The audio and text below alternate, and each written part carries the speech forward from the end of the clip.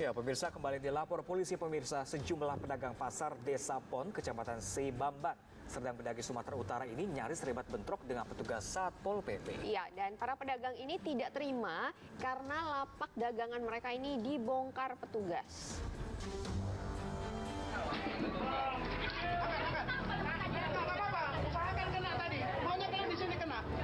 Adu mulut antara para pedagang pasar Desa Pon, Kecamatan Seibamban dengan petugas Satpol PP Serdang Bedagai tak terhindarkan. Saat petugas menertibkan lapak pedagang yang posisi bangunannya berdiri di atas parit dan memakan badan jalan. Para pedagang tak terima lapak dagangan mereka dibongkar. Para pedagang juga memprotes sikap petugas Satpol PP yang diduga tebang pilih dalam melakukan penertiban. Ada apa-apa tuh dari depan, kenapa dari belakang?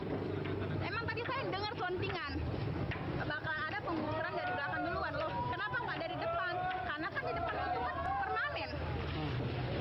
Dan tahu lah mungkin orang di depan itu punya siapapun calon mantan anggota dewan. Sementara itu, Sekretaris Dinas Satpol PP Kabupaten Serdang Bedagai Nazrudin Nasution membantah apa yang dituduhkan oleh pedagang. Menurutnya, penertiban dilakukan kepada semua pedagang yang mendirikan bangunan di atas parit dan memakan badan jalan. 26 tahun 2008 tentang ketertiban umum, bahwasanya dalam rangka menjaga ketertiban umum kami melaksanakan penertiban terhadap pedagang yang berjualan di badan jalan di atas paret. Meski mendapat penolakan dari pedagang, penertiban ini tetap dilanjutkan oleh petugas Satpol PP. Penertiban akan terus dilakukan hingga para pedagang mau berjualan di lokasi pasar yang telah disediakan pemerintah. Dari Serdang Bedagai, Wahyu Rustandi, iNews melaporkan. Selanjutnya, kecelakaan terjadi antara truk tronton dan bus penumpang di Jalan Lintas Sumatera, Asahan, Sumatera Utara. Ya, pemirsa, akibatnya sopir bus meninggal dunia, sementara belasan penumpang bus terluka.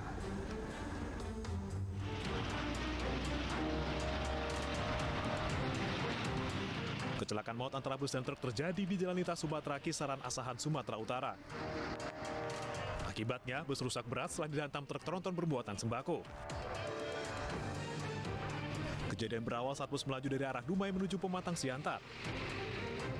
Saat melintasi lokasi, tiba-tiba dihantam truk tronton dari arah Medan menuju Rantau Prapat. Akibatnya, sopir bus tewas, sementara belasan penumpang lainnya mengalami luka-luka.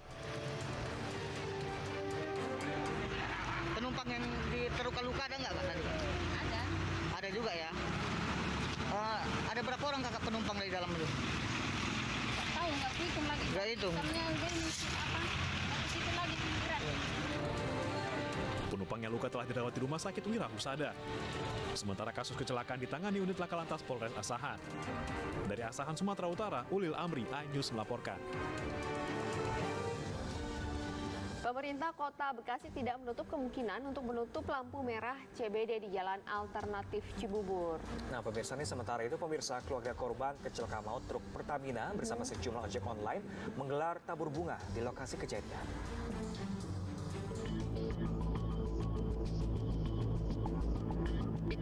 Pemerintah Kota Bekasi akhirnya angkat suara terkait kecelakaan maut yang menewaskan 10 orang di Jalan Alternatif Cibubur. Pemkot Bekasi menyatakan hingga kini pihaknya masih menunggu hasil investigasi dari sejumlah pihak terkait. Bukan tidak mungkin Pemkot akan menutup permanen lampu lalu lintas yang diduga menjadi penyebab kecelakaan maut pada Senin 18 Juli 2022. Sementara itu, terkait isu bahwa lampu lalu lintas di lokasi merupakan permintaan pihak pengembang perumahan, PLT Wali Kota memilih pungkam dan menyerahkan isu itu kepada Dinas Perhubungan. Lampu merah itu usulan dari pihak PT Ciputra, Pak. Nah, itu nanti ngomongnya ke Dinas Perhubungan. Tapi bakal dibongkar, Pak. Gimana? Bakal dibongkar untuk lampu merah itu. Kan kita belum lihat hasil dari ini nih, audit jalan ya. Kan kita ada yang namanya audit jalan terkait dengan kondisi yang ada. Kalau memang itu memang harus dibongkar, ya kita bongkar. Kemudian harus kita tutup secara permanen. Keluarga korban kecelakaan dan sejumlah pengemudi ojek online menggelar aksi tabur bunga di kawasan Cibubur, Jakarta Barat. Tabur bunga dilakukan untuk mendoakan korban dan sebagai bentuk bela sungkawa atas tragedi penuh duka ini. Sebelumnya, kecelakaan maut yang melibatkan truk tangki Pertamina dan belasan kendaraan di Jalan Transyogi Cibubur, Kota Bekasi, Jawa Barat mengakibatkan 10 orang meninggal dunia. Polisi telah menetapkan sopir sebagai tersangka dan menahannya. Ya pemirsa, masih dari informasi kecelakaan. Diduga ugal-ugalan, seorang pemuda tewas setelah motor dikendarainya menabrak pondasi saluran air di Kecamatan Tiga Raksa, Kabupaten Tangerang, Banten. Ya, dan kerasnya benturan ini membuat pemuda 25 tahun ini tewas seketika dengan luka serius di bagian kepala. Arif Yulianto, pemuda berusia 25 tahun ini tewas setelah sepeda motor yang dikendarainya menabrak fondasi saluran air di Kecamatan Tiga Raksa, Kabupaten Tangerang, Banten. Korban tewas di lokasi kejadian dikarenakan terpental dan juga mengalami luka serius di bagian kepala akibat benturan yang keras. Nah, pemirsa, diduga korban membawa kendaraannya secara ugal-ugalan dan hilang kendali hingga menabrak pondasi saluran air. Usai diidentifikasi, jenazah korban pun langsung dievakuasi ke Rumah Sakit Umum Daerah Balaraja, Kabupaten Tangerang untuk keperluan otopsi.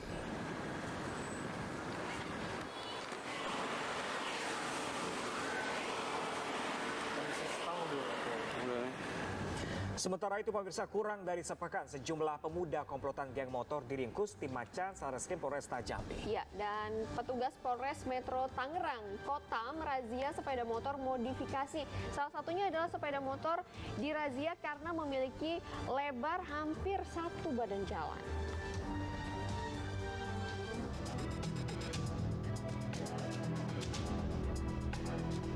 Satu persatu pemuda komplotan geng motor ini diringkus tim Macan Satreskrim Polresta Jambi saat berada di rumah. Pemuda ini ditangkap karena menyerang sebuah kafe di Jalan Lingkar Barat, Kecamatan Kota Baru, Kota Jambi. Hal ini menyebabkan banyak warga terluka akibat senjata tajam. Bahkan saat penangkapan, polisi sempat bersitegang dengan orang tua pelaku karena menghalangi polisi untuk menahan anaknya. Namun, usaha orang tua pelaku sia-sia. Polisi tetap membawa anaknya ke kantor polisi untuk pemeriksaan. Dari 10 orang anggota geng motor, polisi berhasil menangkap 7 orang pemuda. Sedangkan 3 pelaku lainnya dalam pengajaran petugas. Mereka merupakan kelompok dari geng motor. 7 orang ini mempunyai 2 tempat kejadian. Aksi mereka ini sempat terekam dari CCTV salah satu tempat.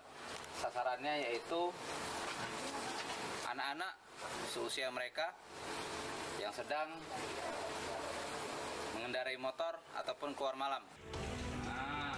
Diketahui kawanan geng motor terekam kamera CCTV saat menyerang secara brutal di sebuah kafe di Jalan Lingkar Barat, Kecamatan Kota Baru, Kota Jambi. Geng motor ini menggunakan senjata tajam untuk menyerang warga yang berada di parkiran dan pengendara motor yang melintas. Atas perbuatannya, para pelaku terancam pasal 170 KUHP tentang pengeroyokan dengan ancaman hukuman 10 tahun penjara. Dari Kota Jambi, Adriano Susandra, iNews melaporkan.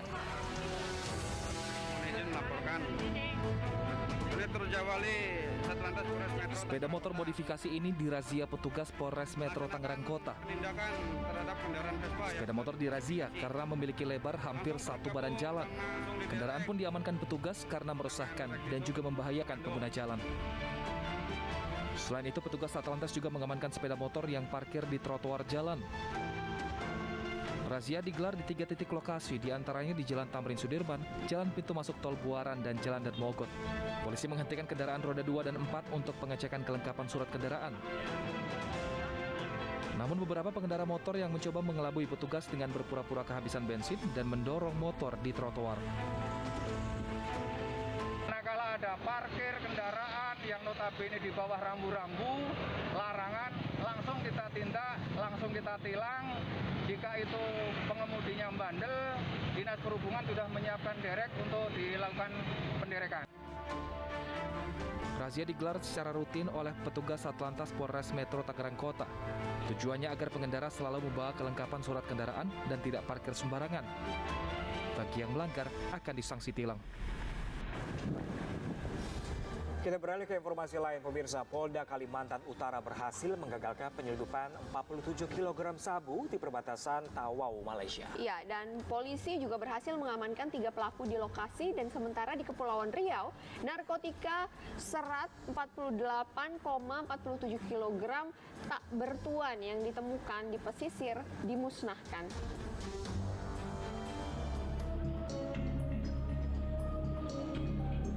Penyelundupan 47 kg narkoba jenis sabu di perbatasan Tawau, Malaysia berhasil digagalkan Polda Kalimantan Utara.